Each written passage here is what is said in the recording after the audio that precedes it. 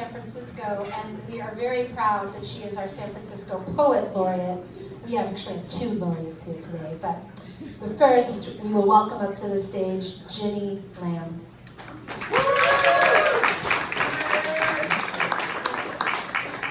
She's the one that gave me the inspiration to think about having this birthday party. Emphasize for women's talent, because we do hold up half the sky. And Dottie holds up more than her hat, believe me. I would go to a demonstration at Civic Center. I don't remember which one it was for. And lo and behold, I would run into Dottie. And James, cute yeah, James. And then I'd show up at another demonstration, and there would be Dottie.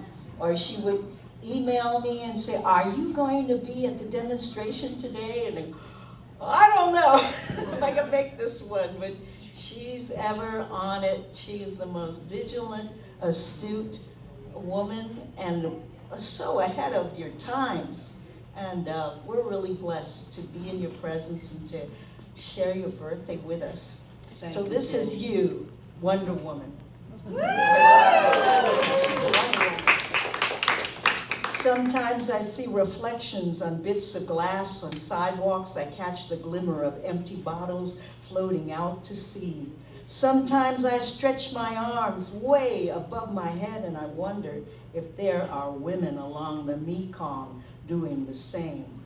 Sometimes I see women like Dottie, ageless with wonder, marching with the immigrants, the houseless, and those oppressed, from San Francisco to Gaza, with the beat of the drum swinging to the voice of Sinatra.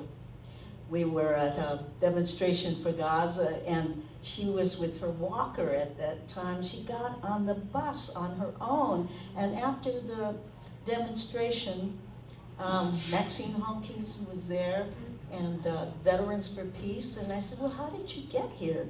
You know, usually James was, so respectful and helpful that he brings you on the bus. I said, "Oh my God, it was all at like 6:30, and this was just a couple of months ago or so."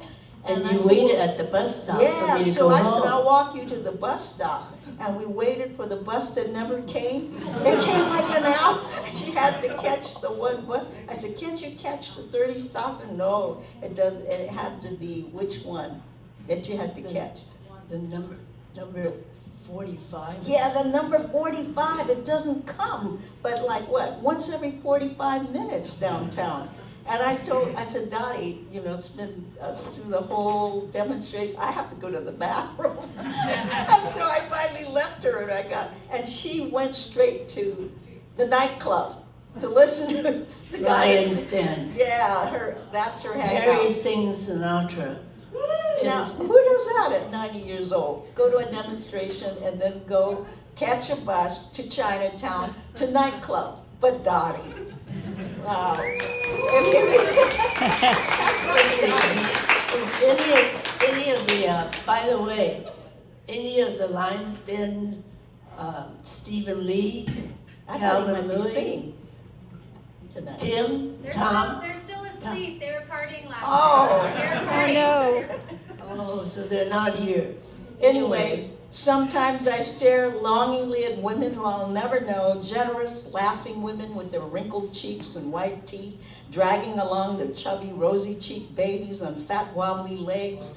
Sometimes I stare at Chinese grandmothers getting on the 30 Stockton with their shopping bags, Japanese women tours and European hats, middle-aged mothers with their laundry carts, young wives holding hands with their husbands, lesbian women holding hands in coffee houses, smiling debutantes with bouquets of yellow daffodils, silver-haired matrons with their silver poodles, painted prostitutes along MacArthur Boulevard, giddy Teenage girls snapping their gum in fast cars, widows clutching their Bibles and their crucifixes. And I look at them and I wonder if they are part of me.